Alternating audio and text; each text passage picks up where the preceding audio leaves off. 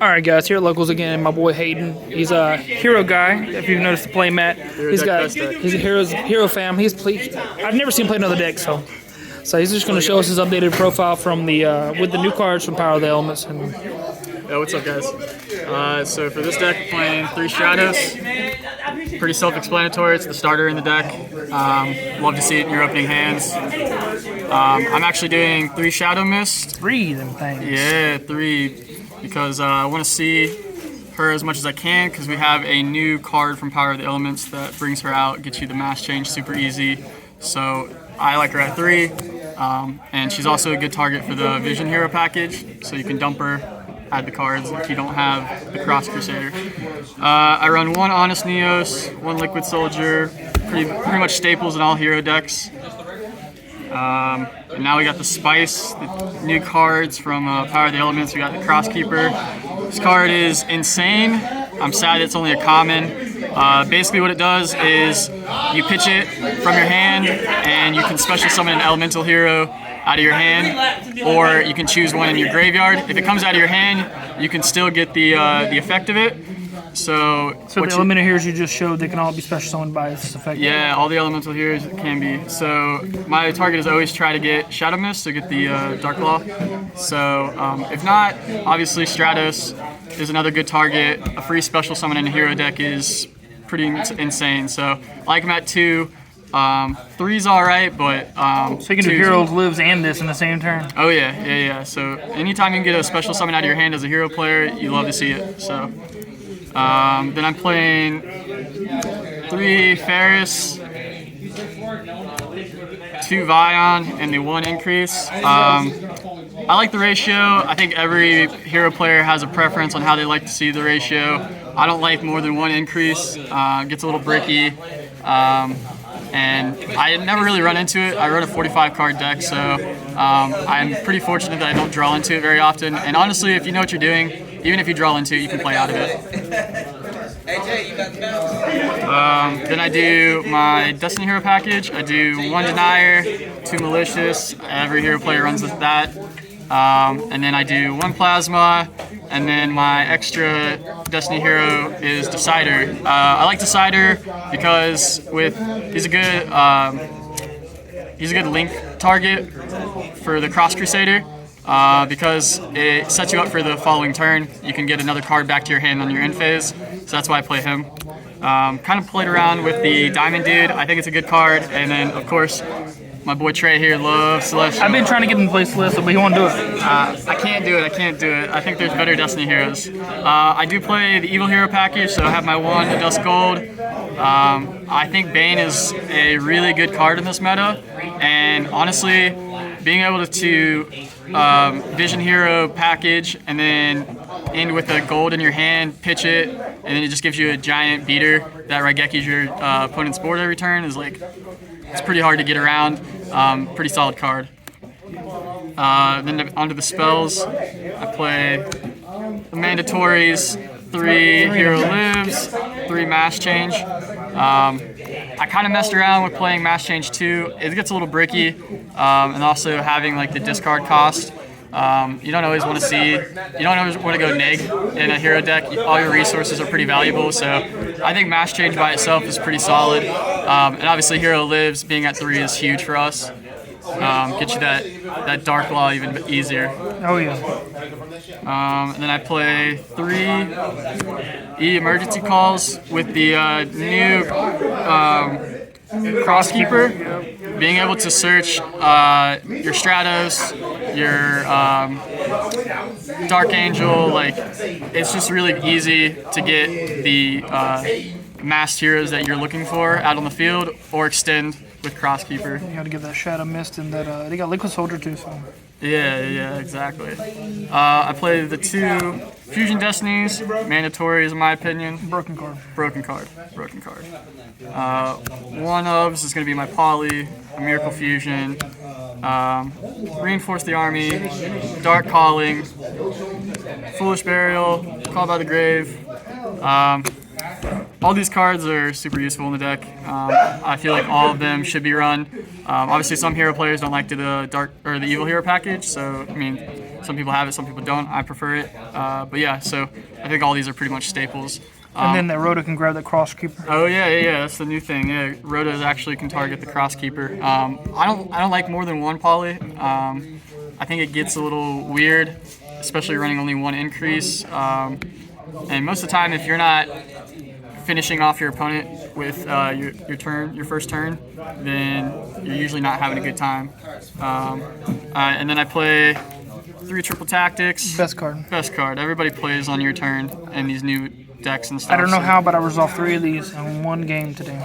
Yeah. So very good card. Obviously, draw power is huge in Heroes, and with Crosskeeper and Liquid, just being able to draw into your starters and things that you need is huge.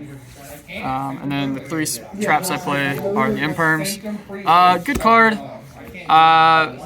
It gets a little weird sometimes. I feel like most of the new decks can play around Imperm pretty easily. So maybe a. But it can't. It like plays around triple attack because it's not a monster. Yeah. I think most hero players like to do full gas and very few hand traps, but this is the only one that I've really found that I truly like. But I also like Dark Ruler no more, so it's just kind of a toss-up. I like being able to play on my opponent's turn though and interact with their hands on their opening turn. But that's the deck. It's 45. Played pretty well. We'll go on to the extra deck. So I play the 1 Dread Decimator, the 1 Driver to recycle the fusions and the mass changes and everything, and then the MVP of the deck, they need to give him a higher rarity, the Cross Crusader. Super solid card. But yeah, so some people don't like playing the Dread Decimator, and some people also don't like playing the Wonder Driver. I feel like if you're only playing one poly, you have to play the 1 Wonder Driver in order to have the recycle. Resolve it a bunch. It's a really good combo. Pretty a staple if you're playing heroes. For the masked heroes, I play 2 Dark Laws, MVP of the deck. Shuts down a lot of the new decks around here. So if you can get him out and he doesn't get popped on your opponent's turn, then you have a pretty good shot at winning the game. I play 1 Anki. This deck is really easy to get your mass change, so having another option of like a beater. A lot of the deck is dark, so you have a lot of targets for mass change. Takes your damage. Yeah, and then this guy is good. 1 Blast does really well into certain matchups like Flow. Just a good card, honestly. And then the 1 Acid. Don't really resolve him as much as I thought I would, but it's still a really solid card. You have a 0? Yeah, and then being able to search Liquid as easy as you can. He's always live. Just don't always go through the play to get him out. And then I do the Elemental Heroes. I do 1 Ab-Zero and 1 Escuado, and then 1 Sunrise. All very good cards, all serve their purpose pretty well. You play a lot of Dark, so playing Escuado, obviously everybody loves Sunrise, super solid card. And then Ab-Zero is a good card. The Raigeki effect is super solid to be able to pop your opponent's cards. And then for my Destiny heroes, I play 1 Dangerous, 1 DP. No Dystopia? No Dystopia. I haven't really run into where I needed to burn my opponent too many times, but I do understand why people play it. I've thought about siding it, but the fact that you need 2 Destiny heroes, 9 times out of 10, if I am going into another Fusion Destiny and I'm not targeting him because I already have him out, then this guy's better because you can also pitch the Dark Angel, or not Dark Angel, the Shadow Mist. So you get another card to hand. You're just plussing on this. So, and then if you don't have the Destiny heroes that you need, you can also use him to pitch a Destiny hero. So I really like him. I think he's a really good card. Keeps the deck moving in the right direction. And then, of course, to finish it off, we have our evil hero, Malicious Bane. Honestly, one of my favorite cards in the extra deck. I resolve him a lot, and there's a lot of times where people put you under things, and all you have is your evil hero in hand, and he's super easy to get to, and the Raigeki effect's awesome. You can't beat it. We'll go to the side deck. Still kind of playing around with the side. There's a lot of new decks that I'm play testing with, but I play 3 Lances, solid card, shuts down certain decks like Flow. At our locals we still have some people playing Flow. Dark Ruler no more.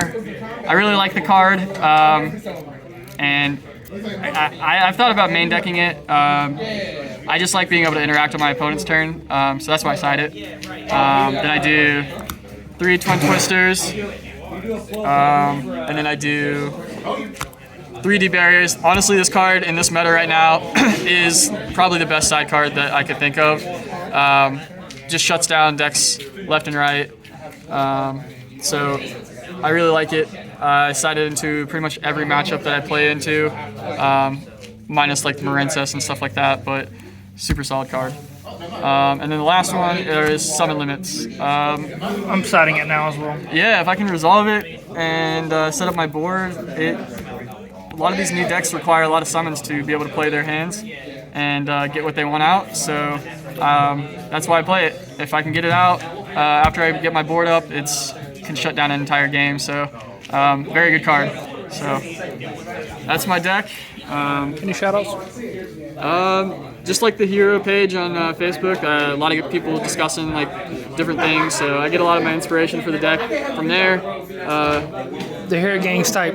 Oh yeah, we stay tight with it, and I just love the deck. I want more people to play it, and get rid of Mass Change 2. I don't like when other decks can play our hero stuff, so get rid of Mass Change 2, but thanks for doing the deck profile. See you guys in the next video. Deuces. See you guys.